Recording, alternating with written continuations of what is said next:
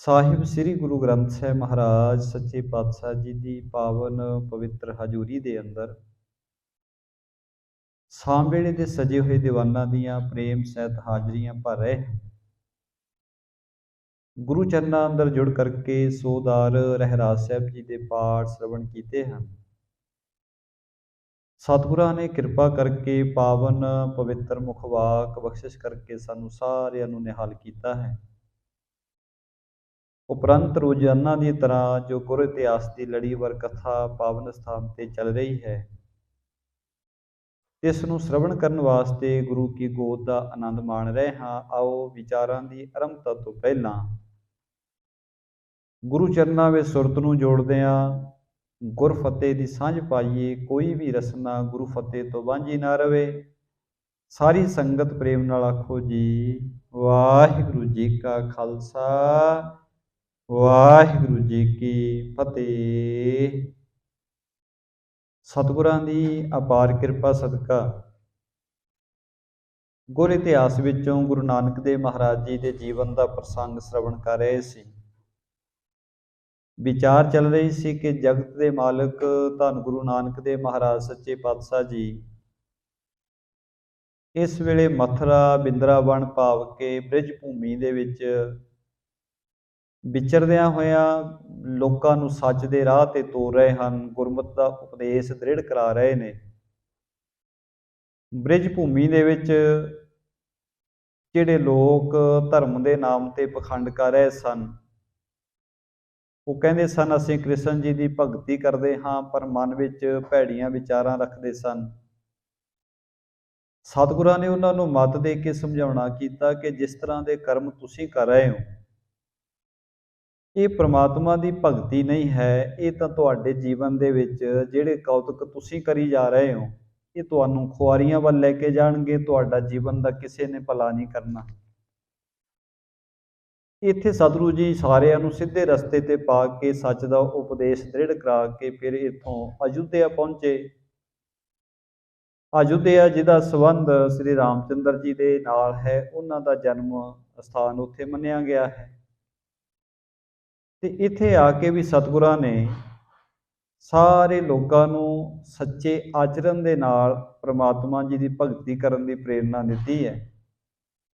ਤੇ ਸਤਿਗੁਰਾਂ ਨੇ ਮੱਤ ਦਿੱਤੀ ਕਿ ਗੁਰੂ ਤੋਂ ਬਿਨਾਂ ਕਿਸੇ ਦਾ ਭਲਾ ਨਹੀਂ ਹੋਣਾ। ਤੇ ਉੱਥੇ ਪੰਡਤਾਂ ਨੇ ਪੁੱਛਿਆ ਜੀ ਗੁਰੂ ਕਿੰਨੇ ਤਰ੍ਹਾਂ ਦੇ ਹੁੰਦੇ ਨੇ? ਸਤਿਗੁਰਾਂ ਨੇ ਕਿਹਾ ਗੁਰੂ ਕਈ ਤਰ੍ਹਾਂ ਦੇ ਹੁੰਦੇ ਨੇ, ਪਰ ਜਿਹੜਾ ਮਹਾਂਪੁਰਖ ਗੁਰੂ ਹੁੰਦਾ ਹੈ, ਜਿਹਨੇ ਆਪ ਜ਼ਿੰਦਗੀ ਨੂੰ ਸਮਝਿਆ ਹੁੰਦਾ ਹੈ, ਉਹ ਹੀ ਮਨੁੱਖ ਦਾ ਭਲਾ ਕਰ ਸਕਦਾ ਹੈ। ਜਿਹੜਾ ਮਨੁੱਖ ਆਪ ਹੀ ਵਿਸ਼ੇ ਵਿਕਾਰਾਂ ਵਿੱਚ ਫਸਿਆ ਹੋਇਆ ਹੈ, ਉਹ ਦੂਸਰੇ ਕਿਸੇ ਦਾ ਭਲਾ ਨਹੀਂ ਕਰ ਸਕਦਾ।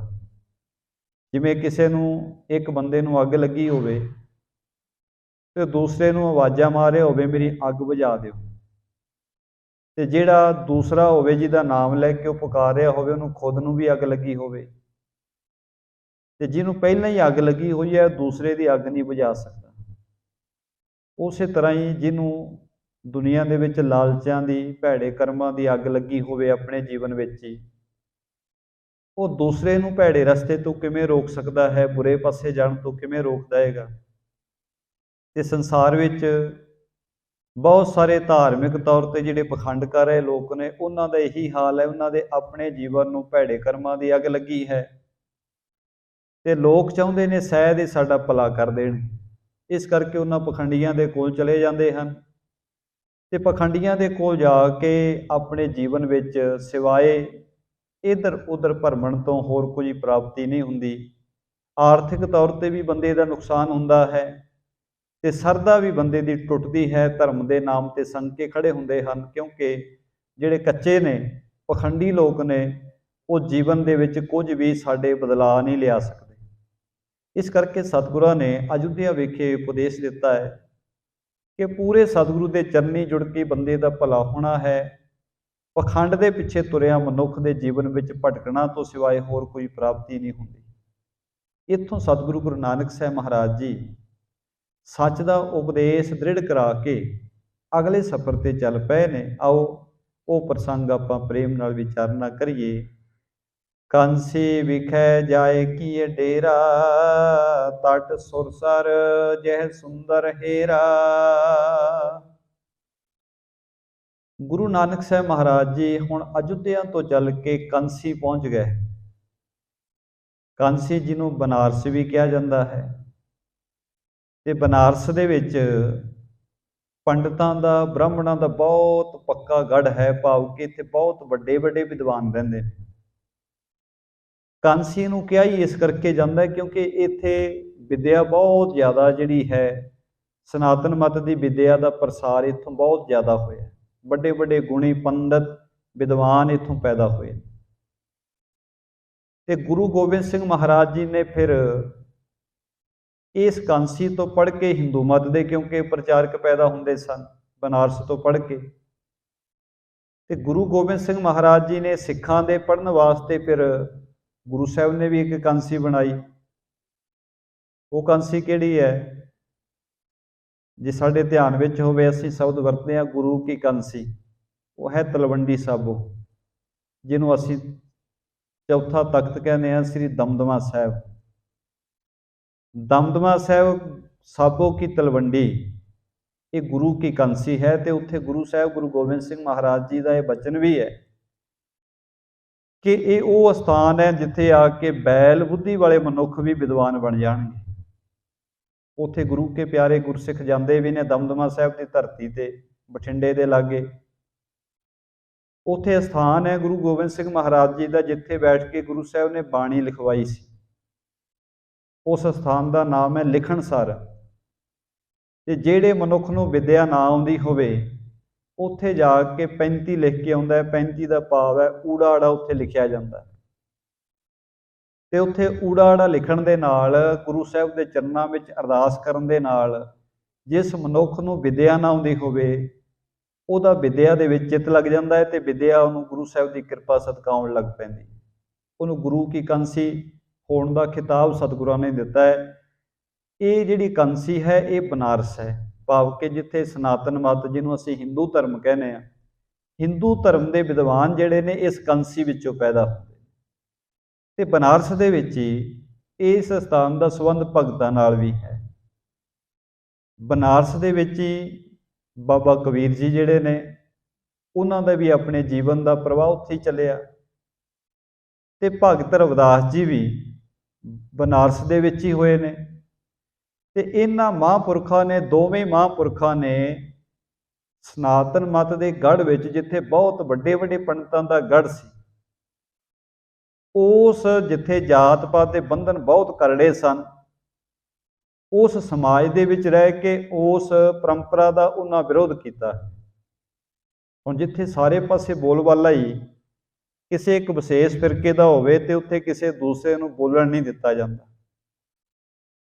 पर बाबा कबीर जी ते भगत रविदास जी वर्गे महापुरख उन्होंने जीवन में किड्डी घालना घाली है कि उन्होंने गढ़ विच रह के उत्थे उन्होंने सच की आवाज़ बुलंद की, उन्होंने चैलेंज किया, उन्हों दी परंपरावां नूं चैलेंज किया, ब्राह्मण की मत नूं चैलेंज किया। वो एक तरह के सूरमे ने जिहड़े बाबा रविदास ते बाबा कबीर जी ने, जिन्हां ने सारे कासे दे विच रह के परमात्मा जी की भगती की। क्योंकि जिहड़ा इत्थों का सिस्टम है कांसी का, बनारस का, वैसे बनारस का ठग भी बहुत मशहूर है। गुरु की बाणी विच भी जिक्र आया है, ओए हर के संत ना आखिए बनारस के ठग। बनारस विच ठग बहुत मशहूर है क्योंकि उत्थे धर्म के नाम पर ठगी हुंदी है। उत्थे धर्म का चोला पहने हुए लोग ठगियां मारते हैं, इस करके बनारस के ठग भी बड़े मशहूर ने। गुरु साहब जी ने इसे करके बाणी दे विच जिक्र किया, कहने लगे रब के प्यारे बहुत होंदे ने, पर किते ये भुलेखा ना खा जाई किसी बनारस के ठग कोलों ठगिया ना जाए, क्योंकि पहरावा उन्हों का भी रब के प्यारिਆਂ वाला ही होना। तो गुरु साहब जी इस स्थान ते इस कांसी दे विच बनारस विखे आ पहुंचे ने, जिथे गंगा नदी के किनारे ते सतगुरां ने एक बड़ा सुंदर स्थान वेखिया है। अतसै उज्जल नीर तरंगा, सतनाम को जस जन चंगा। पानी बड़ा निर्मल है, बड़ा साफ पानी है गंगा का। उहदे विच जिहड़ियां लहरां उठ रही ने वह भी बड़ियां प्यारियां लग रही ने। ਗੁਰੂ ਨਾਨਕ ਸਾਹਿਬ ਮਹਾਰਾਜ ਜੀ ਆਪਣੇ ਮੁਖ ਵਿੱਚੋਂ ਸਤਨਾਮ ਦਾ ਜਾਪ ਕਰ ਰਹੇ ਨੇ। ਹੋਤੇ ਤਹਾਂ ਜੇ ਪੰਡਤ ਭਾਰੀ, ਸੁਣ ਕਰ ਸੁਧ ਤਿਨ ਸਰੋਣ ਮਝਾਰੀ। ਹੁਣ ਇੱਥੇ ਜਿਹੜੇ ਬਹੁਤ ਭਾਰੀ ਦਾ ਭਾਵ ਹੈ ਵੱਡੇ ਗੁਣੀ, ਜਿਨ੍ਹਾਂ ਕੋਲੇ ਵਿਦਿਆ ਦਾ ਬਹੁਤ ਵੱਡਾ ਖਜ਼ਾਨਾ ਸੀ। ਭਾਰੀ ਪੰਡਤ ਜਿਹੜੇ ਨੇ ਉਹਨਾਂ ਨੇ ਗੁਰੂ ਨਾਨਕ ਸਾਹਿਬ ਮਹਾਰਾਜ ਜੀ ਦੇ ਇੱਥੇ ਆਉਣ ਬਾਰੇ ਸੁਣਿਆ ਕਿ ਗੁਰੂ ਨਾਨਕ ਸਾਹਿਬ ਮਹਾਰਾਜ ਜਿਨ੍ਹਾਂ ਦੀ ਬੜੀ ਚਰਚਾ ਸੁਣੀ ਦੀ ਹੈ, ਉਹ ਬਨਾਰਸ ਵਿਖੇ ਆ ਪਹੁੰਚੇ ਹਨ, ਕਾਂਸੀ ਵਿਖੇ ਆ ਗਏ ਨੇ। ਮਿਲ ਕਰ ਸਭ ਹੀ ਆਪਸ ਮਾਹੀ, ਆਵਨ ਭੇ ਤਿਆਰ ਹਰ ਖਾਹੀ। ਉਹ ਸਾਰਿਆਂ ਨੇ ਆਪਸ ਵਿੱਚ ਸਲਾਹ ਕੀਤੀ ਕਿ ਜਾ ਕੇ ਮਿਲਣਾ ਤਾਂ ਕਰੀਏ, ਨਾਨਕ ਜੀ ਦੀ ਬੜੀ ਜਸ ਬੜੀ ਮਹਿਮਾ ਸੁਣੀ ਹੈ, ਵੇਖਣਾ ਤਾਂ ਕਰੀਏ ਗੁਰੂ ਨਾਨਕ ਸਾਹਿਬ ਹੈ ਕੈਸੇ ਨੇ। ਉਹਨਾਂ ਸਾਰਿਆਂ ਨੇ ਗੁਰੂ ਨਾਨਕ ਸਾਹਿਬ ਮਹਾਰਾਜ ਜੀ ਦੇ ਪਾਸ ਆਉਣ ਦੀ ਤਿਆਰੀ ਕਰ ਲਈ। ਪੂਰਨ ਸੰਤ ਸੁਣਤ ਤੇਜਾ ਕੋ, ਦਰਸ਼ਨ ਕਰੈ ਚਲੋ ਅਵਤਾ ਕੋ। ਆਪਸ ਵਿੱਚ ਕਹਿੰਦੇ ਨੇ, ਕਹਿੰਦੇ ਅਸੀਂ ਸੁਣਿਆ ਹੈ ਨਾਨਕ ਜੀ ਪੂਰਨ ਸੰਤ ਨੇ, ਚਲੋ ਜਾ ਕੇ ਉਹਨਾਂ ਦੇ ਬਚਨ ਸੁਣ ਕੇ ਵੇਖੀਏ, ਉਹਨਾਂ ਨਾਲ ਵਿਚਾਰ ਚਰਚਾ ਕਰਕੇ ਵੇਖਣਾ ਕਰੀਏ, ਜਾ ਕੇ ਦਰਸ਼ਨ ਕਰਕੇ ਉਹਨਾਂ ਨੂੰ ਮਿਲਣਾ ਕਰੀਏ।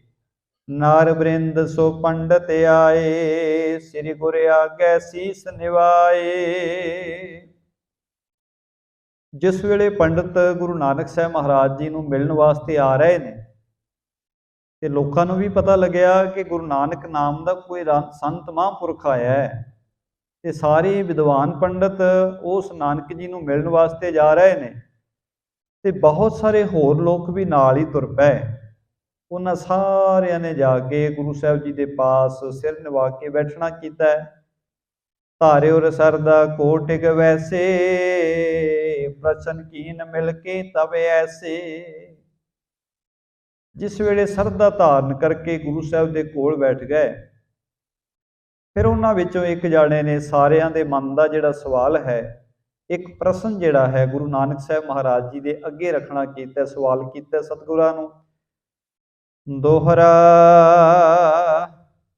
ਵੇਦ ਸ਼ਾਸਤਰ ਨਿਤ ਪ੍ਰਤ ਪੜਤ, ਸੁਣਤ ਸਦਾ ਵਿਵਹਾਰ। ਹਾਵੇਂ ਉਰ ਸਾਤ ਨ ਆਵੇ, ਮਿਟਤ ਨਹੀਂ ਹੰਕਾਰ। ਹੁਣ ਇਹਨਾਂ ਨੇ ਕਿਉਂਕਿ ਇਹ ਜਾਣ ਕੇ ਸਵਾਲ ਕੀਤਾ ਹੈ ਕਿ ਗੁਰੂ ਨਾਨਕ ਸਾਹਿਬ ਮਹਾਰਾਜ ਪੂਰਨ ਸੰਤ ਨੇ, ਕਿਉਂਕਿ ਖਬਰਾਂ ਧਰਮਯੁਗ ਜਿੰਨੀਆਂ ਧਰਮ ਦੇ ਵਿੱਚ ਕੋਈ ਵਿਚਾਰ ਚਰਚਾ ਚੱਲਦੀ ਹੈ, ਉਹਦੀ ਵਿਚਾਰ ਦੂਰ ਤੱਕ ਜਾਂਦੀ। ਤੇ ਗੁਰੂ ਨਾਨਕ ਸਾਹਿਬ ਮਹਾਰਾਜ ਜੀ ਬਾਰੇ ਇਹਨਾਂ ਨੇ ਬੜਾ ਕੁਝ ਪਹਿਲਾਂ ਸੁਣ ਚੁੱਕੇ ਨੇ। ਇਸ ਕਰਕੇ ਇਹਨਾਂ ਨੇ ਸਵਾਲ ਕੀਤਾ ਸਤਿਗੁਰਾਂ ਨੂੰ, ਕਹਿਣ ਲੱਗੇ ਅਸੀਂ ਰੋਜ਼ ਵੇਦ ਸ਼ਾਸਤਰ ਧਾਰਮਿਕ ਗ੍ਰੰਥ ਪੜ੍ਹਦੇ ਹਾਂ ਤੇ ਬੜਾ ਕੁਝ ਸੁਣਦੇ ਹਾਂ। ਧਾਰਮਿਕ ਗ੍ਰੰਥਾਂ ਦਾ ਪਾਠ ਅਸੀਂ ਬਹੁਤ ਕੀਤਾ ਹੈ, ਅਸੀਂ ਧਾਰਮਿਕ ਗ੍ਰੰਥਾਂ ਨੂੰ ਪੜ੍ਹਿਆ ਵੀ ਹੈ, ਸੁਣਿਆ ਵੀ ਹੈ, ਵਿਚਾਰ ਵੀ ਕੀਤੀ ਹੈ, ਤੇ ਅਸੀਂ ਯਤਨ ਕਰਦੇ ਹਾਂ ਜਿਵੇਂ ਧਾਰਮਿਕ ਗ੍ਰੰਥਾਂ ਵਿੱਚ ਲਿਖਿਆ, ਵੇਦਾਂ ਸ਼ਾਸਤਰਾਂ ਵਿੱਚ, ਅਸੀਂ ਉਸੇ ਤਰ੍ਹਾਂ ਦਾ ਵਿਵਹਾਰ ਵੀ ਕਰੀਏ। ਹਾਵੇਂ ਉਰ ਸਾਤ ਨ ਆਵੇ, ਮਿਟਤ ਨਹੀਂ ਹੰਕਾਰ। ਪਰ ਕਹਿੰਦੇ ਜੀ ਸੱਚ ਹੀ ਹੈ ਕਿ ਧਾਰਮਿਕ ਗ੍ਰੰਥ ਪੜ੍ਹ ਕੇ ਵੀ ਸਾਡੇ ਮਨ ਨੂੰ ਸ਼ਾਂਤੀ ਨਹੀਂ ਆਈ। ਅਸੀਂ ਪੜ੍ਹਿਆ ਬਹੁਤ ਹੈ, ਪਰ ਜੇ ਸੱਚ ਪੁੱਛੋ ਸਾਡੇ ਮਨ ਵਿੱਚ ਸ਼ਾਂਤੀ ਨਹੀਂ ਹੈ, ਸਾਨੂੰ ਟਿਕਾ ਕੋਈ ਨਹੀਂ ਆਇਆ, ਤੇ ਅਹੰਕਾਰ ਵੀ ਸਾਡਾ ਨਹੀਂ ਘਟਿਆ। ਧਾਰਮਿਕ ਗ੍ਰੰਥਾਂ ਦਾ ਪਾਠ ਵੀ ਕਰ ਰਹੇ ਹਾਂ, ਧਾਰਮਿਕ ਗ੍ਰੰਥਾਂ ਦੀ ਵਿਚਾਰ ਵੀ ਕਰ ਰਹੇ ਹਾਂ, ਪਰ ਮਨ ਦਾ ਹੰਕਾਰ ਵੀ ਬਹੁਤ ਵਧਿਆ ਹੋਇਆ ਹੈ, ਤੇ ਮਨ ਵਿੱਚ ਸ਼ਾਂਤੀ ਵੀ ਕੋਈ ਨਹੀਂ। ਚੌਪਈ ਸੁਣ ਕਰ ਬੋਲੇ ਸ੍ਰੀ ਗੁਣ ਖਾਨੀ, ਪੰਡਤ ਗੁਣੋ ਹਮਾਰੀ ਬਾਣੀ। ਸਤਿਗੁਰੂ ਜੀ ਨੇ ਪੰਡਤਾਂ ਦੇ ਬਚਨ ਸੁਣ ਕੇ ਕਿਹਾ, ਕਹਿਣ ਲੱਗੇ ਇਹ ਪੰਡਤ ਜਨੋ, ਸਾਡੀ ਗੱਲ ਤੇ ਵਿਚਾਰ ਕਰੋ, ਥੋੜਾ ਸੋਚ ਕੇ ਵੇਖਣਾ ਕਰੋ। ਅੰਤਰ ਖੋਟ ਨਿਰੰਤਰ ਧਰਹੀ, ਕੈਸੇ ਪਾਹੋ ਵੇਦ ਕੋ ਚਰਹੀ। ਸਤਿਗੁਰੂ ਕਹਿਣ ਲੱਗੇ ਪਿਆਰਿਓ, ਜਿਹੜਾ ਧਾਰਮਿਕ ਗ੍ਰੰਥਾਂ ਦਾ ਜਿਹੜਾ ਪਾਠ ਹੈ, ਉਹ ਬੰਦੇ ਦੇ ਜੀਵਨ ਵਿੱਚੋਂ ਮੈਲ ਨੂੰ, ਬੰਦੇ ਦੀ ਖੋਟ ਨੂੰ, ਬੰਦੇ ਦੇ ਭੈੜੇ ਕਰਮਾਂ ਨੂੰ ਕੱਟਣ ਵਾਸਤੇ ਹੁੰਦਾ ਹੈ। ਪਰ ਪਿਆਰਿਓ ਤੁਸੀਂ ਆਪਣੇ ਮਨ ਵਿੱਚ ਧਿਆਨ ਮਾਰ ਕੇ ਵੇਖੋ, ਤੁਸੀਂ ਧਾਰਮਿਕ ਗ੍ਰੰਥਾਂ ਦਾ ਪਾਠ ਤਾਂ ਜ਼ਰੂਰ ਕਰਦੇ ਹੋ, ਪਰ ਤੁਹਾਡੇ ਅੰਦਰਲੀ ਖੋਟ ਨਹੀਂ ਗਈ। ਖੋਟ ਕਹਿੰਦੇ ਨੇ ਜਿਹੜੀ ਅੰਦਰ ਕਮਜ਼ੋਰੀ ਹੈ ਭੈੜੇ ਕਰਮਾਂ ਦੀ, ਮਾੜੀ ਸੋਚ ਦੀ। ਗੁਰੂ ਸਾਹਿਬ ਕਹਿੰਦੇ ਜਿਹੜੀ ਅੰਦਰਲੀ ਖੋਟ ਹੈ ਉਹ ਤਾਂ ਤੁਸੀਂ ਤਿਆਗਦੇ ਨਹੀਂ। ਭੈੜੇ ਕਰਮਾਂ ਨੂੰ ਤਿਆਗ ਨਹੀਂ ਰਹੇ ਤੇ ਤੁਸੀਂ ਵੈਸੇ ਰਸਨਾ ਦੇ ਨਾਲ, ਜ਼ੁਬਾਨ ਦੇ ਨਾਲ ਉਹ ਧਾਰਮਿਕ ਗ੍ਰੰਥਾਂ ਦਾ ਪਾਠ ਵੀ ਕਰ ਰਹੇ ਹੋ, ਜਿਹਨੂੰ ਸ਼ਾਸਤਰ ਤੁਸੀਂ ਕਹਿੰਦੇ ਹੋ। ਸ਼ਾਸਤਰਾਂ ਦਾ ਤੁਸੀਂ ਪਾਠ ਕਰਦੇ ਹੋ, ਪਰ ਤੁਹਾਡਾ ਮਨ ਖੋਟਾ ਹੈ, ਮਨ ਵਿੱਚ ਮੈਲ ਹੈ। ਵਿਖੈ ਵਿਕਾਰ ਲਾਲਸਾ ਵਾਢੀ, ਸ਼ਾਂਤ ਬੁੱਧ ਔਰ ਬਾਹਰ ਠਾਂਡੀ। ਗੁਰੂ ਸਾਹਿਬ ਕਹਿੰਦੇ ਤੁਹਾਡੇ ਮਨ ਵਿੱਚ ਮਾੜੇ ਕਰਮਾਂ ਦੀ ਲਾਲਸਾ ਵਧੀ ਹੋਈ ਹੈ। ਹਰ ਵੇਲੇ ਕੋਈ ਨਾ ਕੋਈ ਭੈੜੇ ਕਰਮ ਦਾ ਖਿਆਲ ਤੁਹਾਡੇ ਮਨ ਵਿੱਚ ਰਹਿੰਦਾ ਹੈ। ਜਿਸ ਚੀਜ਼ ਨੇ ਤੁਹਾਡੇ ਮਨ ਨੂੰ ਸ਼ਾਂਤੀ ਦੇਣੀ ਹੈ, ਵਿਵੇਕ ਮਤ, ਭੈੜੇ ਕਰਮਾਂ ਤੋਂ ਰੁਕਣ ਵਾਲੀ ਮਤ ਜਿਹੜੀ ਹੈ, ਉਹਨੂੰ ਤਾਂ ਤੁਸੀਂ ਆਪਣੇ ਮਨ ਵਿੱਚ ਵਸਾਇਆ ਹੀ, ਉਹਨੂੰ ਤਾਂ ਬਾਹਰ ਕੱਢ ਰੱਖਿਆ। ਚੰਗੀ ਮਤ ਤੁਸੀਂ ਗ੍ਰਹਿਣ ਨਹੀਂ ਕਰਦੇ। ਹਾਂ, ਧਾਰਮਿਕ ਗ੍ਰੰਥਾਂ ਦਾ ਪਾਠ ਤੁਸੀਂ ਕਰਦੇ ਹੋ, ਇਹਦੇ ਵਿੱਚ ਕੋਈ ਸ਼ੱਕ ਨਹੀਂ। ਧਾਰਮਿਕ ਗ੍ਰੰਥਾਂ ਦੇ ਬਚਨ ਵੀ ਤੁਸੀਂ ਪੜ੍ਹ ਰਹੇ ਹੋ, ਪਰ ਕਿਉਂਕਿ ਉਹਨਾਂ ਤੇ ਅਮਲ ਕੋਈ ਨਹੀਂ ਕਰਦੇ, ਤੁਹਾਡੇ ਮਨ ਵਿੱਚ ਉਹਨਾਂ ਪ੍ਰਤੀ ਪ੍ਰੇਮ ਕੋਈ ਨਹੀਂ ਹੈ, ਇਸ ਕਰਕੇ ਤੁਹਾਡੇ ਮਨ ਵਿੱਚ ਸ਼ਾਂਤੀ ਕਿੱਥੋਂ ਆਵੇ। ਹੁਣ ਇਹੀ ਵਚਨ ਸਾਡੇ ਵਾਸਤੇ ਵੀ ਨੇ। ਜੇ ਗੁਰੂ ਕੋਲੋਂ ਮਤ ਲੈ ਕੇ ਅਸੀਂ ਜੀਵਨ ਵਿੱਚ ਸਤਿਗੁਰੂ ਜੀ ਦੇ ਅਨੁਸਾਰ ਨਹੀਂ ਚੱਲੇ, ਤੇ ਜੇ ਸਿੱਖ ਨੇ ਬਾਣੀ ਦਾ ਪਾਠ ਕਰ ਵੀ ਲਿਆ ਪਰ ਬਾਣੀ ਦਾ ਬਚਨ ਇੱਕ ਵੀ ਨਾ ਮੰਨਿਆ, ਕਿਉਂਕਿ ਗੁਰੂ ਕੀ ਬਾਣੀ ਜਿਹੜੀ ਅਸੀਂ ਬਾਣੀ ਪੜ੍ਹ ਰਹੇ ਹਾਂ, ਉਹ ਬਾਣੀ ਸਾਨੂੰ ਕੁਝ ਨਾ ਕੁਝ ਰਾਹ ਦੱਸ ਰਹੀ ਹੈ ਕਿ ਆਹ ਕੁਝ ਕਰ ਜ਼ਿੰਦਗੀ ਵਿੱਚ, ਇਹ ਕਰਮ ਕਰੇਗਾ ਜੀਵਨ ਵਿੱਚ ਸੁੱਖ ਆ ਜਾਏਗਾ, ਹਿਰਦੇ ਵਿੱਚ ਤੇਰੇ ਉਹ ਬਚਨ ਵਸ ਜਾਣਗੇ। ਪਰ ਹੁਣ ਜੇ ਬਚਨ ਅਸੀਂ ਪੜ੍ਹ ਜ਼ਰੂਰ ਲਏ, ਪਰ ਉਹ ਤਾਂ ਧਿਆਨ ਹੀ ਨਹੀਂ ਧਰਦੇ ਕਿ ਗੁਰੂ ਸਾਹਿਬ ਜੀ ਸਾਨੂੰ ਸਮਝਾ ਕੀ ਰਹੇ ਨੇ, ਕਿਹੜੇ ਰਸਤੇ ਤੇ ਤੋਰ ਰਹੇ ਹਨ, ਸਾਨੂੰ ਮਤ ਕੀ ਦੇ ਰਹੇ ਨੇ, ਕੀ ਕਰਨ ਵਾਸਤੇ ਕਹਿ ਰਹੇ ਨੇ। ਕਿਉਂਕਿ ਗੁਰੂ ਨੇ ਬਾਣੀ ਵਿੱਚ ਬੜੇ ਪਿਆਰੇ ਵਚਨ ਕਹੇ ਨੇ, ਮੁਖੋਂ ਹਰ ਹਰ ਸਭ ਕੋ ਕਰੈ। ਮੂੰਹ ਵਿੱਚੋਂ ਹਰੇਕ ਹੀ, ਬਹੁਤ ਸਾਰੀ ਸੰਗਤ, ਬਹੁਤ ਸਾਰੇ ਪਿਆਰੇ ਮੁਖ ਵਿੱਚੋਂ ਰੱਬ ਦਾ ਨਾਮ ਜਪਦੇ ਨੇ।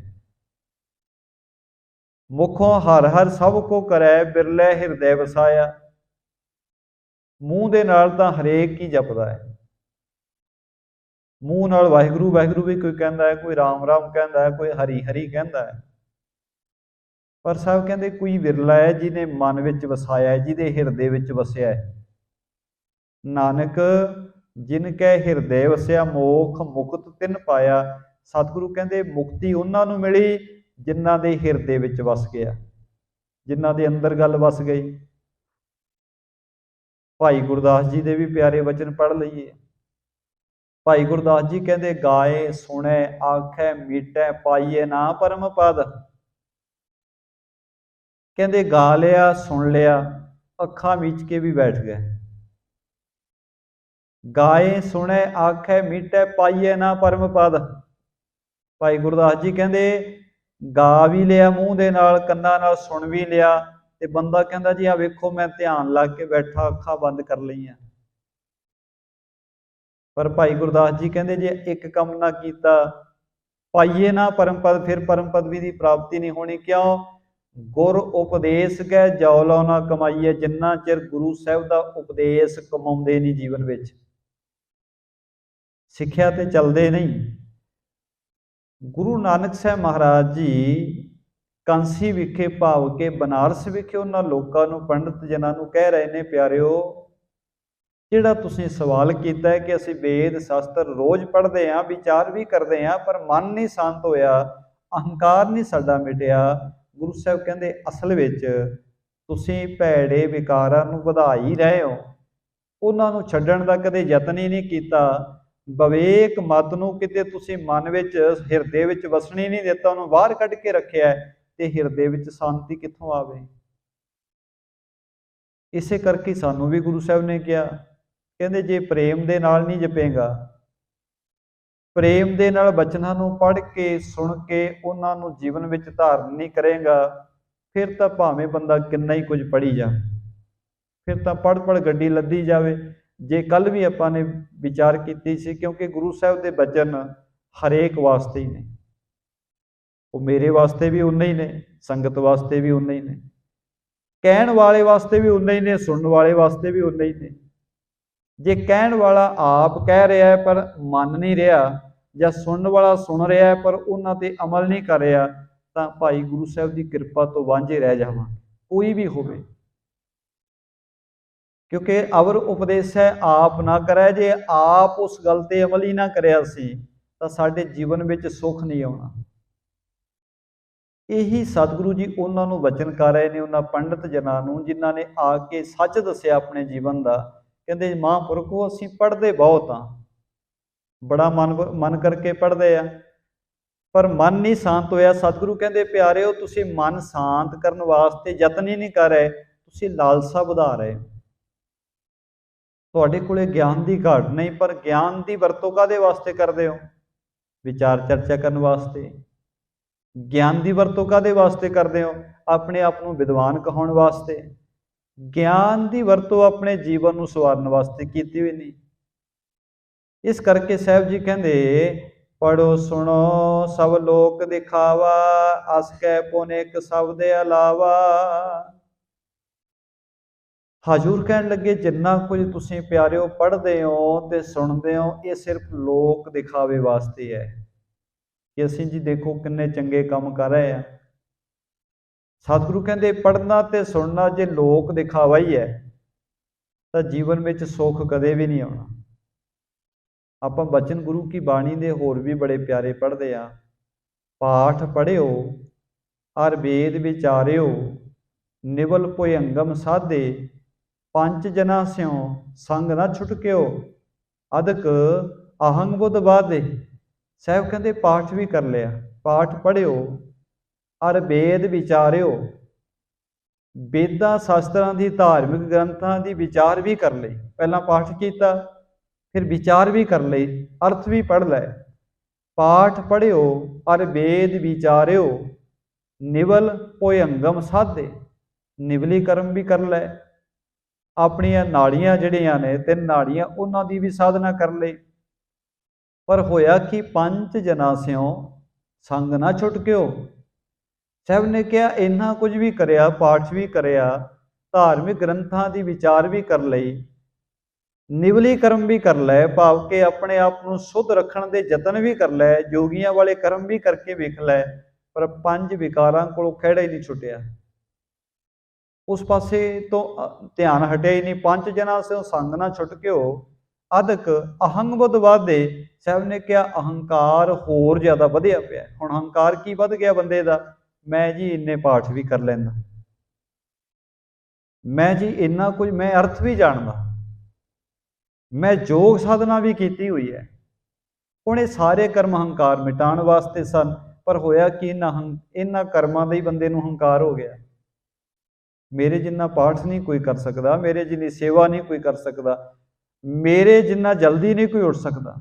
इन्हां चीज़ां दा हंकार जदों होया तो जीवन में हंकार वध गया। तो साहब ने फिर बचन कहे प्यारे इन विध मिलन ना जाई। इन्हां तरीकिਆਂ नाल मिलिया नहीं जाता उस वाहिगुरू दे नाल। मैं किए कर्म अनेखा। साहब कहते बहुत सारे कर्म करके वेख लै दुनिया में लोकां। मैं किए कर्म अनेका, ते साहब कहते हार परिओ स्वामी के द्वारे, दीजै बुद्ध विवेका। अखीर ते डिग पै गुरु के चरणों में, हे वाहिगुरू मैं तो अपने तौर पर बड़ा कुछ करके वेख लिया, अपने तौर पर तो मैं बड़े तरह के कर्म करके वेख लै। कोई कर्म दुनिया का जिन्होंने लोगों ने कहा धार्मिक काम है, मैं कोई छड्डिया ही कोई नहीं। पर सब कुछ करन तो बाद भी 5 जना सो संग ना छुटक्यो, अद कहंग बुध बाधे, फिर भी नहीं साडा खैड़ा छुटिया। ते हुण अखीर ते मालक जी तेरे चरनां ते डिग पए आ, साडे कीते कर्मां करके तो शांति नहीं आई, तू किरपा कर विवेक मत दे। हार परिओ स्वामी के द्वारे, दीजै बुद्ध विवेका। हे मालका ऐसी मत दे, विवेक मत दे जिहदे नाल हिरदे विच शांति आ जाए, हिरदे विच टिकाव आ जाए।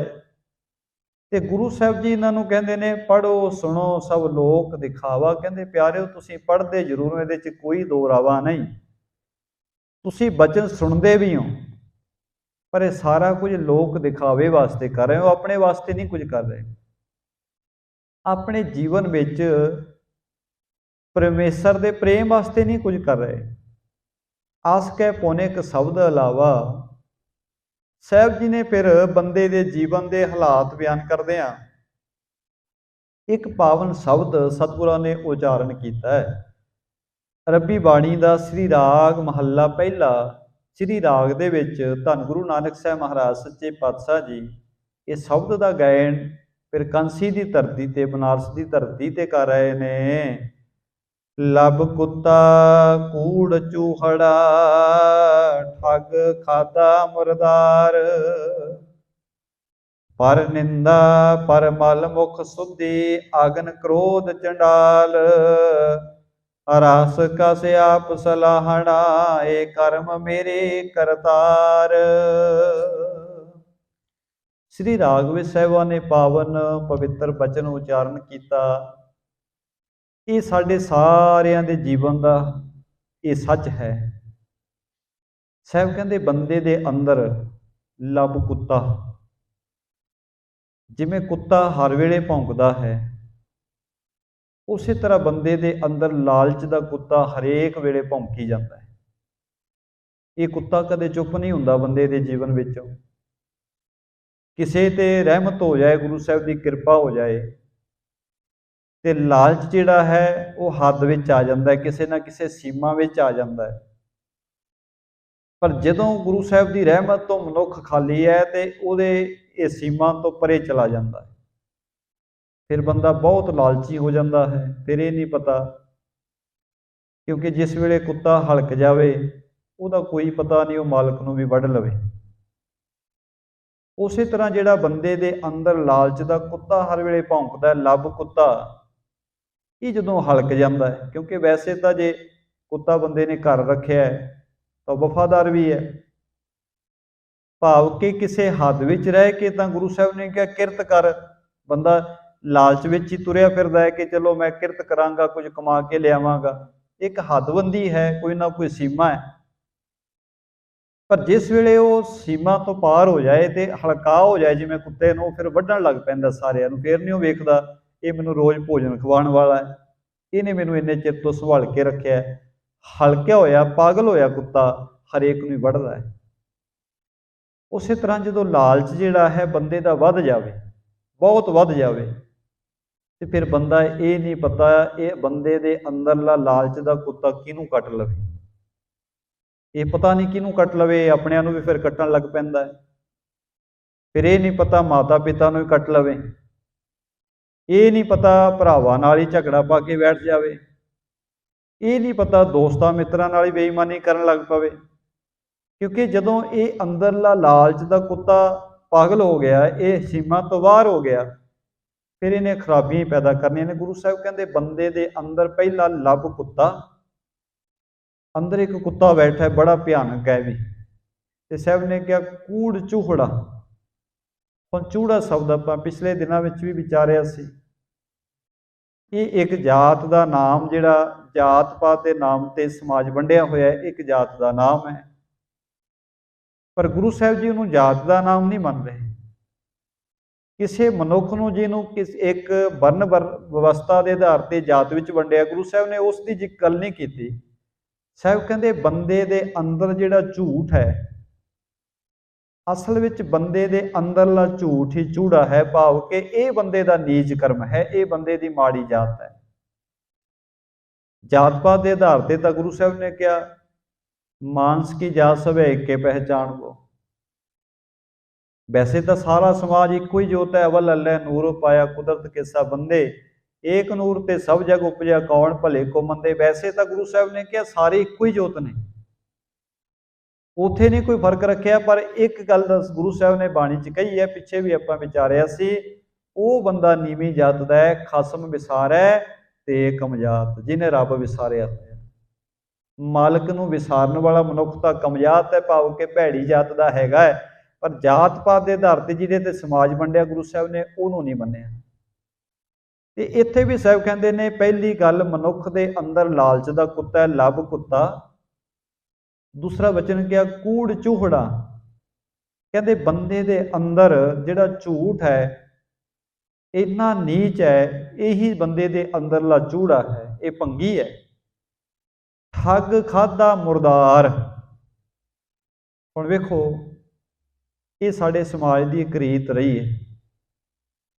जे किसी बंदे दे मृत्यु तो बाद, मौत तो बाद किसी दे संस्कार ते भी जाते हैं तो ये रीत रही है। हुण क्योंकि माहौल बदल गया है, पर साडे समाज की रीत रही है कि किसी मर चुके प्राणी के संस्कार तो आओ जां उहदी लाश कोलों आओ तो पहलां आके इशनान करिया जांदा सी, क्योंकि मुर्दार दे कोल जाके ये मन्निया जाता है कि बंदा अपवित्र हो गया। अज भी बहुत सारे लोग संस्कार कराने तो बाद आके इशनान करके फिर किते होर पासे जाते हैं। ये मन्निया जाता है कि अपवित्र हो जाता है, किसी मुर्दार दे कोल रहण नाल, किसी मुर्दार दे कोल जाण दे नाल बंदा अपवित्र हो जाता है, उन्हें इशनान करना पैंदा है। गुरु साहब कहते बंदा एक पासे किसी मुर्दार कोल जाण दे नाल अपवित्र मनदा है, पर दूजे पासे ठगियां मार मार के बंदा लोगों को लुट लुट के खा रहा है। ते सतगुरु कहते ठग खाधा मुर्दार। ठगी मार के खाना इस तरह है जिमें किसी मुर्दार नूं बंदा खा रहा होवे। मर चुके भाव के मुर्दे नूं खाण दे बराबर है किसी नाल ठगी मार के खाना। हुण दुनिया विच ठगी मार के खाण नूं बंदा अपनी प्राप्ति मनदा है कि मैं बहुत वड्डी प्राप्ति कर लई, मैं बहुत इत्थे बहुत वड्डे वड्डे ठग ने। कोई पता नहीं ठग वो राजनीतिक भेख विच लुकिया होया है, ये नहीं पता लगता इत्थे ठग जिहड़ा है वो धार्मिक भेख विच लुकिया होया है। इत्थे पता नहीं बंदा कित्थे ठगी दा शिकार हो जाए। इत्थे सरदा, क्योंकि आम संगत सरदा लैके जाती है, पर पता नहीं लगता कदों जिहदे ते सरदा रखी हो ठग के इधर उधर हो जाता है। तरह तरह के ठग समाज विच समय समय ते पैदा हो जाते हैं। गुरु साहब ने हुणे बड़े तिखे शब्द कहे ने, कहते ठगी मार के खाना मुर्दार खाण दे बराबर है। ठग खाधा मुर्दार। अगले वचन ने कहते पराई निंदिया जिहड़ी है, हुण निंदिया करनी किसी दी, पर निंदा पर मल मुख सुधी अगन क्रोध चंडाल। पराई निंदिया करनी जिहड़ा बंदे दा पक्का ही सुभाव बनिया होया है। क्योंकि असीं की करते हैं, असीं अपनी उस्तत सुननी पसंद करते हैं ते दूसरे की निंदिया सुननी पसंद करते हैं। जदों किसी की कोई कमजोरी, किसी की कोई घाट जां किसी दियां बनाईयां होईयां गल्लां किसी नूं सुणाईयां जांदियां ने तां लोकी बहुत चाओ नाल खुश होकर सुनते हैं।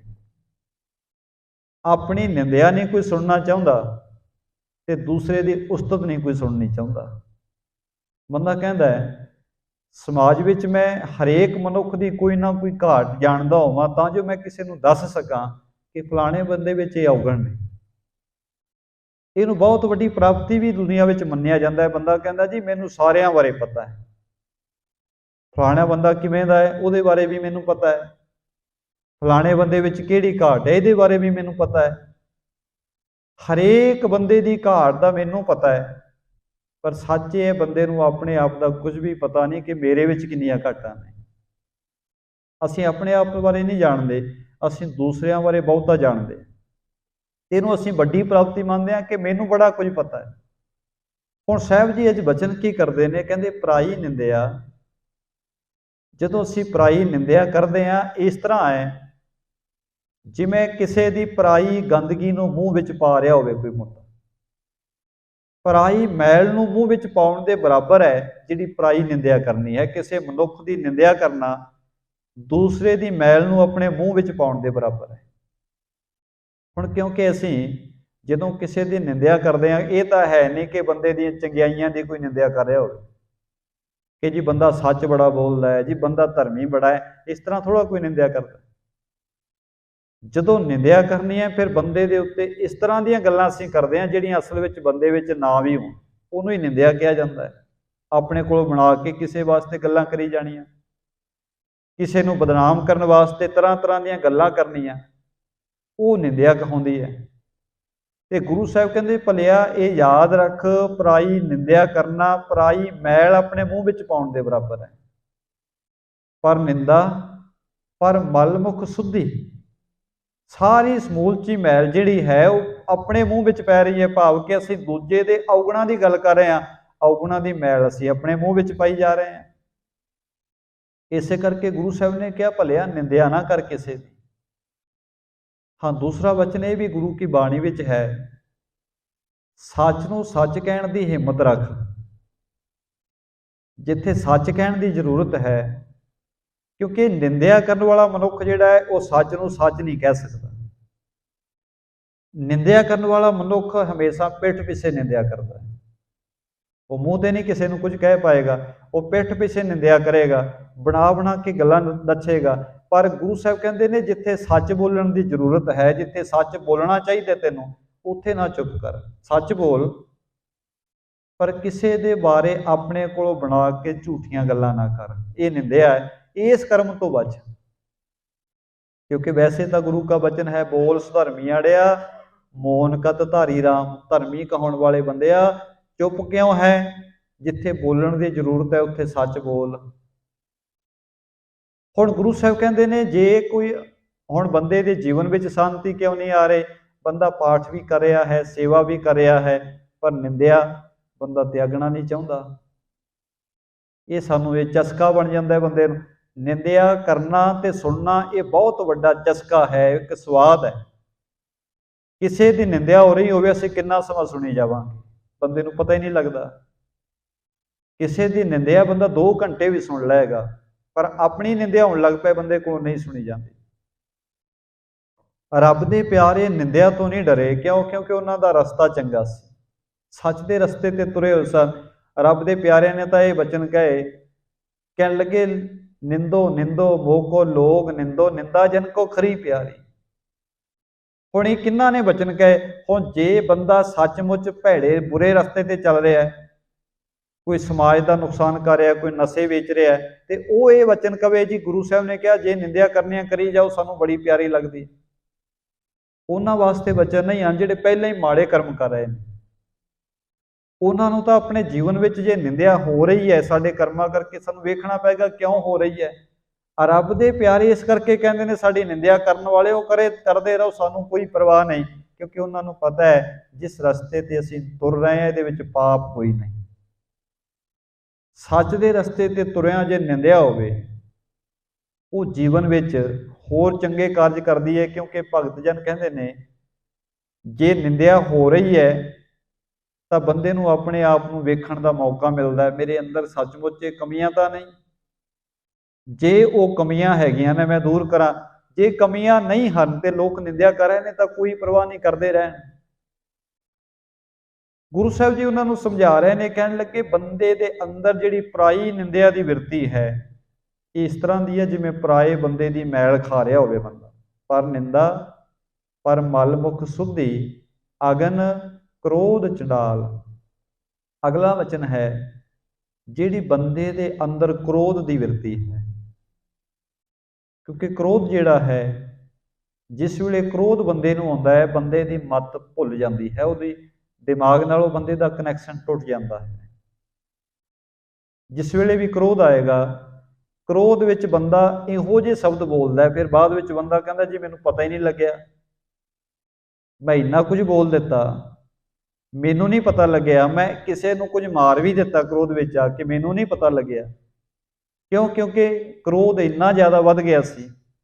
ਜਿਸ ਵੇਲੇ ਕ੍ਰੋਧ ਆਉਂਦਾ ਹੈ ਬੰਦੇ ਦੀ ਮੱਤ ਤੇ ਪਰਦਾ ਪੈ ਜਾਂਦਾ ਹੈ, ਮੱਤ ਨਾਲ ਬੰਦੇ ਦਾ ਕਨੈਕਸ਼ਨ ਟੁੱਟ ਜਾਂਦਾ ਹੈ। ਕ੍ਰੋਧ ਫਿਰ ਆਪਣੇ ਪ੍ਰਭਾਵ ਨਾਲ ਕੰਮ ਕਰਾਉਂਦਾ ਹੈ, ਉਹ ਜ਼ੁਬਾਨ ਤੇ ਵੀ ਕਬਜ਼ਾ ਕਰ ਲੈਂਦਾ ਹੈ, ਫਿਰ ਜ਼ੁਬਾਨ ਵੀ ਰੁੱਖਾ ਬੋਲੇਗੀ, ਉਹ ਸਾਰੇ ਸਰੀਰ ਤੇ ਕ੍ਰੋਧ ਦਾ ਕਬਜ਼ਾ ਹੋ ਜਾਂਦਾ ਹੈ। ਉਹ ਫਿਰ ਇਹ ਨਹੀਂ ਪਤਾ ਬੰਦੇ ਦੇ ਹੱਥਾਂ ਕੋਲੋਂ ਕੀ ਕਰਾਵੇ, ਲੱਤਾਂ ਕੋਲੋਂ ਕੀ ਕਰਾਵੇ। ਗੁਰੂ ਸਾਹਿਬ ਨੇ ਕਿਹਾ ਜਿਹੜੀ ਕ੍ਰੋਧ ਦੀ ਅੱਗ ਹੈ, ਤੂੰ ਵੈਸੇ ਸਮਾਜ ਵਿੱਚ ਕਿਸੇ ਨੂੰ ਚੰਡਾਲ ਕਹਿ ਕੇ, ਨੀਵੀਂ ਜਾਤ ਦਾ ਕਹਿ ਕੇ ਕਿਸੇ ਨੂੰ ਦੁਰਕਾਰ ਸਕਦਾ ਹੈ, ਪਰ ਤੇਰੇ ਅੰਦਰਲੀ ਕ੍ਰੋਧ ਦੀ ਅੱਗ ਇਹ ਚੰਡਾਲ ਹੈ। ਇਹ ਚੰਡਾਲ ਹੈ ਜਿਹੜਾ ਸਾਡੇ ਅੰਦਰ ਕ੍ਰੋਧ ਬੈਠਾ ਹੈ। अंतर क्रोध चंडाल, ये क्रोध रूपी चंडाल साडे अंदर बैठा है, जिहड़ा सब तो भैड़ा है। क्योंकि काम क्रोध काया को गाला है। ये काम ते क्रोध गुरु साहब कहते बंदे की काया नूं, शरीर नूं गाल दिंदे ने।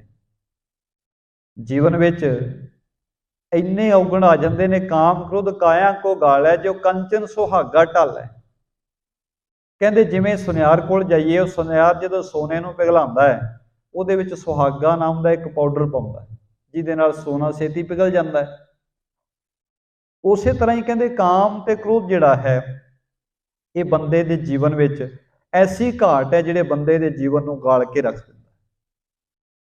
क्रोध दे बस पए होए, भैड़े कर्मां दे बस पए होए, कुछ पलां विच ही बंदा कई वारी सारी जिंदगी वास्ते पता नहीं कित्थे कित्थे जाके खुआर हुंदा है, कोई जेलां विच सड़ रहा है, कईयां दे परिवार टुट गए ने, की कुछ हो जाता है बस थोड़े जे कारण करके। गुरु साहब ने इसे करके कहा ये क्रोध जिहड़ा है चंडाल रूप है, साडे अंदरला क्रोध चंडाल रूप है। ते साहब कहते ने हे मेरे सिरजणहार, मैं इहो जे रसां कसां विच फसिया पिया, मेरे अंदर इहो जे चस्के पए हुए ने भैड़े कर्मां दे, किते लालच दा कुत्ता भौंक रहा है, किते झूठ रूपी जिहड़ा चूड़ा है भाव के भंगी है, ये मैनू खुआर कर रहा है, किते मैं ठगियां मार मार के मुर्दे खा रहा हाँ, किते पराई निंदिया करके मैं दूसरियां दी मैल खाई जा रहा हाँ, किते क्रोध की अग्नि रूपी चंडाल मेरे अंदरों साड़ रहा है। ये मेरे सिरजणहार, इहो जे पाप जिहड़े ने मिठे ते इहो जे स्वाद जिहड़े ने मैं उन्हां विच खचत होया पिया, ये मेरे कर्म ने, ये मेरा अंदरला जीवन है। ते साहब कहते बाबा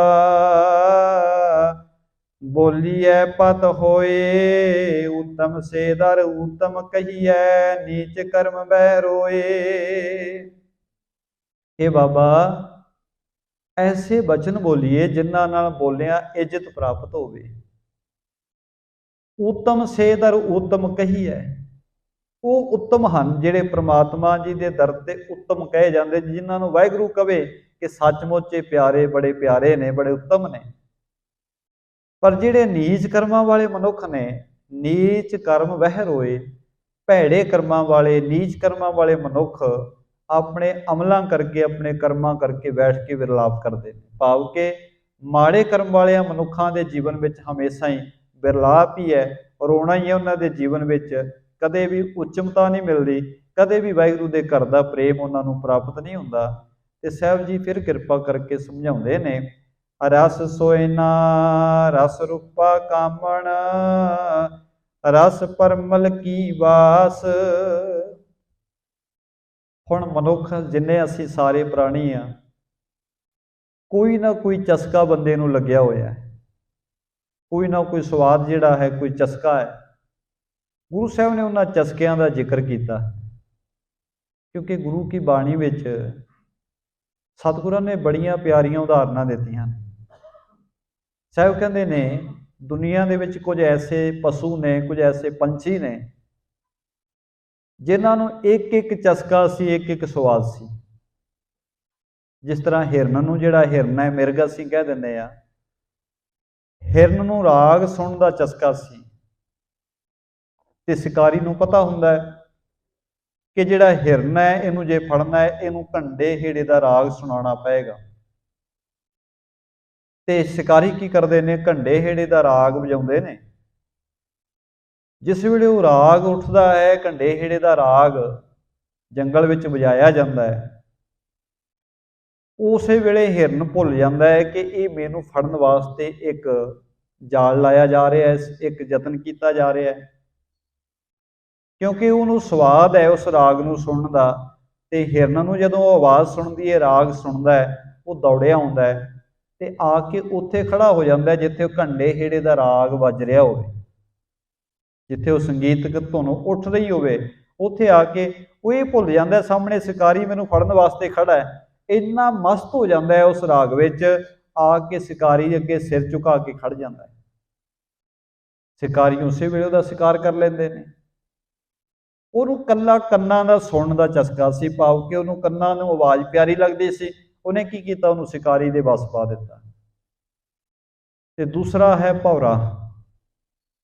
ਆਪਾਂ ਕਈ ਵਾਰੀ ਜਿੱਥੇ ਫੁੱਲ ਖਿੜੇ ਹੋਵਣ, ਫੁੱਲਾਂ ਖਿੜੇ ਹੋਏ ਫੁੱਲਾਂ 'ਤੇ ਕੁਝ ਜੀਵ ਐਸੇ ਨੇ ਉਹ ਉੜਦੇ ਉੜਦੇ ਘੁੰਮਦੇ ਹਨ, ਫੁੱਲਾਂ ਦੀ ਸੁਗੰਧੀ ਨੂੰ ਮਾਣਦੇ ਨੇ।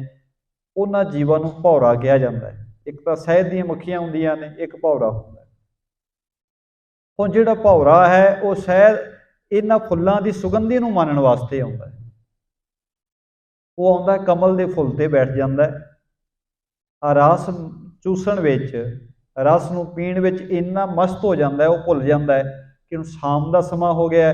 ਹੁਣ ਫੁੱਲ ਨੇ, ਕਮਲ ਦੇ ਫੁੱਲ ਨੇ ਆਪਣੀਆਂ ਪੰਖੜੀਆਂ ਨੂੰ, ਆਪਣੇ ਪੱਤਿਆਂ ਨੂੰ ਇਕੱਠੇ ਕਰ ਲੈਣਾ, ਉਹ ਭੁੱਲ ਜਾਂਦਾ ਹੈ। ਉਹ ਆਪਣਾ ਰਸ ਪੀਣ ਵਿੱਚ ਮਸਤ ਹੋਇਆ ਰਹਿੰਦਾ ਹੈ ਤੇ ਸ਼ਾਮ ਦੇ ਸਮੇਂ ਕਮਲ ਦਾ ਫੁੱਲ ਆਪਣੇ ਪੰਖੜੀਆਂ ਨੂੰ ਇਕੱਠੇ ਕਰ ਲੈਂਦਾ ਹੈ ਤੇ ਉਹਦੇ ਵਿੱਚ ਦਬਣ ਕਰਕੇ ਭੌਰੇ ਦੀ ਮੌਤ ਹੋ ਜਾਂਦੀ ਹੈ। ਉਹਨੂੰ ਰਸ ਪੀਣ ਦਾ ਚਸਕਾ ਸੀ, ਉਸ ਰਸ ਦੇ ਚਸਕੇ ਵਿੱਚ ਇੰਨਾ ਕੁ ਮਸਤ ਹੋਇਆ, ਇੱਕੋ ਹੀ ਚਸਕਾ ਸੀ, ਉਹਦੀ ਮੌਤ ਹੋ ਗਈ। ਤੇ ਗੁਰੂ ਸਾਹਿਬ ਨੇ ਕਿਹਾ ਫਿਰ ਇੱਕ ਮੱਛੀ ਹੈ, ਮੱਛੀ ਨੂੰ ਵੀ ਚਸਕਾ ਹੈ। ਉਹ ਜਿਸ ਵੇਲੇ ਕੋਈ ਉਹਨੂੰ ਕੁੰਡੀ ਲਾ ਕੇ ਕੁਝ ਨਾ ਕੁਝ ਪਾਣੀ ਵਿੱਚ ਸੁੱਟਦਾ ਹੈ, ਉਹ ਭੁੱਲ ਜਾਂਦੀ ਹੈ ਕਿ ਇਹ ਮੇਰੇ ਵਾਸਤੇ ਭੋਜਨ ਨਹੀਂ, ਇਹ ਤਾਂ ਮੈਨੂੰ ਫੜਨ ਵਾਸਤੇ ਇੱਕ ਉਪਰਾਲਾ ਕੀਤਾ ਜਾ ਰਿਹਾ ਹੈ। ਉਹ ਭੋਜਨ ਖਾਣ ਵਾਸਤੇ ਆਉਂਦੀ ਹੈ ਤੇ ਉਹਦੇ ਮੂੰਹ ਵਿੱਚ ਕੁੰਡੀ ਫਸ ਜਾਂਦੀ ਹੈ। ਖਾਣ ਦੇ ਲਾਲਚ ਨੇ ਮੱਛੀ ਨੂੰ ਵੀ ਫਸਾ ਦਿੱਤਾ, ਕਾਮ ਦੇ ਲਾਲਚ ਨੇ ਹਾਥੀ ਨੂੰ ਵੀ ਫਸਾ ਲਿਆ, ਕਿਉਂਕਿ ਹਾਥੀ ਦਾ ਵੀ ਇੱਕ ਕਮਜ਼ੋਰੀ ਹੈ, ਉਹ ਕਾਮੀ ਹੈ ਤੇ ਕਾਮੀ ਉਹਦੀ ਬਿਰਤੀ ਨੂੰ ਵੇਖ ਕੇ ਸ਼ਿਕਾਰੀ ਨੇ ਜਾਲ ਐਸਾ ਲਾਇਆ, ਉਹਨੂੰ ਵੀ ਫੜ ਲੈਂਦਾ ਹੈ। ਇਹ ਜਿਹੜੇ ਇੱਕ ਇੱਕ ਵਿਕਾਰ, ਇੱਕ ਇੱਕ ਚਸਕਾ ਇਹਨਾਂ ਜੀਵਾਂ ਦੇ ਅੰਦਰ ਹੈ। ਮ੍ਰਿਗ, ਮੀਨ, ਭ੍ਰਿੰਗ, ਪਤੰਗ, ਕੁੰਚਰ, ਏਕ ਦੋਖ ਵਿਨਾਸ਼, ਇਹਨਾਂ ਵਿੱਚ ਤਾਂ ਇੱਕੋ ਹੀ ਦੋਖ ਸੀ। ਤੇ ਸਾਹਿਬ ਨੇ ਕਿਹਾ ਪੰਜ ਦੋਖ ਅਸਾਧ ਸਾਧ ਹੈ ਤਾਂ ਕਿ ਕਿਤ ਕਿਆਸ, ਜਿਸ ਬੰਦੇ ਵਿੱਚ ਪੰਜ ਵਿਕਾਰ ਇਕੱਠੇ ਹੀ ਨੇ, ਪੰਜ ਤਰ੍ਹਾਂ ਦੇ ਚਸਕੇ ਬੰਦੇ ਨੂੰ ਲੱਗੇ ਪਏ ਨੇ, ਉਹਨਾਂ ਜੀਵਾਂ ਵਿੱਚ ਇੱਕੋ ਹੀ ਚਸਕਾ ਸੀ, ਇੱਕੋ ਹੀ ਕਮਜ਼ੋਰੀ ਸੀ, ਉਹਨਾਂ ਦੀ ਮੌਤ ਬਣ ਕੇ ਉਹਨਾਂ ਦੇ ਗਲ ਵਿੱਚ ਫਾਹੀ ਬਣ ਕੇ ਪੈ ਗਿਆ। ਤੇ ਸਾਹਿਬ ਕਹਿੰਦੇ ਇਹ ਭਲਿਆ ਬੰਦਿਆ, ਤੈਨੂੰ ਤਾਂ ਚਸਕੇ ਹੀ ਇੰਨੇ ਲੱਗੇ ਨੇ, ਤੇਰਾ ਖਹਿੜਾ ਕਿਵੇਂ ਛੁੱਟੇਗਾ ਨਾਮ ਤੋਂ ਬਿਨਾਂ, ਬੰਦਗੀ ਤੋਂ ਬਿਨਾਂ। ਇੰਨੇ ਭੈੜੇ ਚਸਕਿਆਂ ਵਿੱਚ ਸਾਡਾ ਕੀ ਹਾਲ ਹੋਣਾ ਹੈ। ਤੇ ਗੁਰੂ ਸਾਹਿਬ ਜੀ ਨੇ ਇਸੇ ਕਰਕੇ ਅੱਜ ਵੀ ਜ਼ਿਕਰ ਕੀਤਾ, ਉਹਨਾਂ ਚਸਕਿਆਂ ਦਾ ਜ਼ਿਕਰ ਕਰ ਰਹੇ ਨੇ, ਕਿਹੜੇ ਕਿਹੜੇ ਚਸਕੇ ਬੰਦੇ ਨੂੰ ਲੱਗੇ ਪਏ ਨੇ, ਜਿਹੜੇ ਚਸਕਿਆਂ ਦੇ ਕਰਕੇ ਬੰਦੇ ਨੂੰ ਨਾਮ ਦਾ ਰਸ ਨਹੀਂ ਆਉਂਦਾ। ਬੰਦਾ ਕਹਿੰਦਾ ਜੀ ਬਾਣੀ ਪੜ੍ਹ ਰਹੇ ਆ, ਸੇਵਾ ਕਰ ਰਹੇ ਆ, ਪਰ ਮਨ ਵਿੱਚ ਸ਼ਾਂਤੀ ਨਹੀਂ ਆ ਰਹੀ, ਮਨ ਵਿੱਚ ਖੇੜਾ ਨਹੀਂ ਆ ਰਿਹਾ। ਉਹਦਾ ਕਾਰਨ ਗੁਰੂ ਸਾਹਿਬ ਜੀ ਉਹਨਾਂ ਨੂੰ ਸਮਝਾ ਰਹੇ ਨੇ, ਨਾਲੋਂ ਨਾਲ ਸਾਨੂੰ ਵੀ ਸਮਝਾ ਰਹੇ ਨੇ। ਆਓ ਆਪਾਂ ਇਹ ਪ੍ਰਸੰਗ ਜਿਹੜੇ ਜਿਹੜੇ ਰਸ ਕਸ ਬੰਦੇ ਨੂੰ ਲੱਗੇ ਨੇ, ਉਹਨਾਂ ਦੇ ਵਿਚਾਰ ਆਪਾਂ ਅਗਲੇ ਦੀਵਾਨ ਵਿੱਚ ਕਰਨ ਦਾ ਯਤਨ ਕਰਾਂਗੇ। ਗੁਰੂ ਸਾਹਿਬ ਕਿਰਪਾ ਕਰਨ। ਗੁਰੂ ਕੇ ਬਚਨਾਂ ਦੇ ਵਿਚਾਰ ਨੂੰ ਕਰਦਿਆਂ ਕਰਦਿਆਂ ਗੁਰੂ ਸਾਹਿਬ ਦੇ ਬਚਨਾਂ ਨਾਲ ਸਾਡਾ ਚਿੱਤ ਜੁੜ ਜਾਏ, ਸਾਨੂੰ ਸਮਝ ਆ ਸਕੇ ਕਿ ਸਾਡੇ ਜੀਵਨ ਵਿੱਚ ਗੁਰੂ ਸਾਹਿਬ ਨੇ ਕੀ ਉਪਦੇਸ਼ ਦਿੱਤਾ ਹੈ, ਕਿਵੇਂ ਸਾਨੂੰ ਸਿੱਧੇ ਰਸਤੇ 'ਤੇ ਪਾਇਆ। ਜੇ ਸਾਡੀ ਸਮਝ ਵਿੱਚ ਆ ਗਿਆ, ਅਸੀਂ ਅਮਲ ਕਰ ਲਿਆ, ਫਿਰ ਗੁਰੂ ਸਾਹਿਬ ਦੀ ਕਿਰਪਾ ਨਾਲ ਸਾਡਾ ਭਲਾ ਹੋ ਸਕੇਗਾ, ਸਾਡੇ ਜੀਵਨ ਵਿੱਚ ਸ਼ਾਂਤੀ ਆ ਜਾਏਗੀ। ਇੰਨੀਆਂ ਬੇਨਤੀਆਂ ਪ੍ਰਵਾਨ ਕਰਨੀਆਂ ਜੀ। ਕੱਲ੍ਹ ਨੂੰ ਹਫ਼ਤਾਵਾਰੀ ਦੀਵਾਨ ਸਜਣੇ ਹਨ, ਜੋ ਕਿ ਹਰ ਹਫ਼ਤੇ ਦੀ ਤਰ੍ਹਾਂ ਸਜਦੇ ਹਨ ਐਤਵਾਰ ਦੇ ਦੀਵਾਨ। ਸੋ ਆਪ ਸਰਬ ਸੰਗਤਾਂ ਨੇ ਸਵੇਰੇ 9 ਵਜੇ ਤੋਂ ਲੈ ਕੇ 1 ਵਜੇ ਤੱਕ ਜਿਹੜੇ ਦੀਵਾਨ ਚੱਲਦੇ ਨੇ, ਪਹਿਲਾਂ ਸੁਖਮਨੀ ਸਾਹਿਬ ਜੀ ਦੇ ਪਾਠ ਹੁੰਦੇ ਹਨ, ਫਿਰ ਗੁਰਬਾਣੀ ਦੀ ਕਥਾ ਹੁੰਦੀ ਹੈ, ਉਸ ਤੋਂ ਉਪਰੰਤ ਗੁਰਬਾਣੀ ਦੇ ਕੀਰਤਨ ਹੁੰਦੇ ਹਨ। ਆਪ ਸਰਬ ਸੰਗਤਾਂ ਨੇ ਸਮੇਂ ਅਨੁਸਾਰ ਇਹਨਾਂ ਦੀਵਾਨਾਂ ਵਿੱਚ ਹਾਜ਼ਰੀਆਂ ਭਰਨੀਆਂ ਹਨ ਤੇ ਨਾਲ ਹੀ ਐਤਵਾਰ ਦੀ ਸ਼ਾਮ ਨੂੰ 6:30 ਵਜੇ ਤੋਂ 7:30 ਵਜੇ ਤੱਕ ਗੁਰੂ ਮਹਾਰਾਜ ਦੀ ਹਜ਼ੂਰੀ ਵਿੱਚ ਸਿਮਰਨ ਹੁੰਦਾ ਹੈ। ਸੋ ਆਪ ਸਰਬ ਸੰਗਤਾਂ ਨੇ ਐਤਵਾਰ ਦੀ ਸ਼ਾਮ ਨੂੰ ਵੀ, ਜਿੱਥੇ ਦਿਨ ਦੇ ਦੀਵਾਨਾਂ ਵਿੱਚ ਹਾਜ਼ਰੀਆਂ ਭਰਨੀਆਂ ਨੇ, ਐਤਵਾਰ ਦੀ ਸ਼ਾਮ ਨੂੰ ਵੀ ਆਪ ਜੀ ਨੇ 1 ਘੰਟੇ ਵਾਸਤੇ ਗੁਰੂ ਕੇ ਚਰਨਾਂ ਵਿੱਚ ਜੁੜ ਕਰਕੇ ਸਿਮਰਨ ਵਿੱਚ ਆਪਣੀ ਹਾਜ਼ਰੀ ਲਗਵਾਉਣੀ ਹੈ ਜੀ। ਗੁਰੂ ਸਾਹਿਬ ਕਿਰਪਾ ਕਰਨ, ਸਾਡੇ ਸਾਰਿਆਂ ਦੇ ਸਿਰ 'ਤੇ ਮਿਹਰ ਭਰਿਆ ਹੱਥ ਰੱਖਣ ਜੀ। ਇਹ ਬੇਨਤੀਆਂ ਪ੍ਰਵਾਨ ਕਰਨੀਆਂ ਜੀ। ਹੋਈਆਂ ਭੁੱਲਾਂ ਦੀ ਖਿਮਾ ਪ੍ਰੇਮ ਸਹਿ ਸਾਰੀ ਸੰਗਤ ਤੱਕ ਹੋ ਜੀ। ਵਾਹਿਗੁਰੂ ਜੀ ਕਾ ਖਾਲਸਾ, ਵਾਹਿਗੁਰੂ ਜੀ ਕੀ ਫਤਿਹ।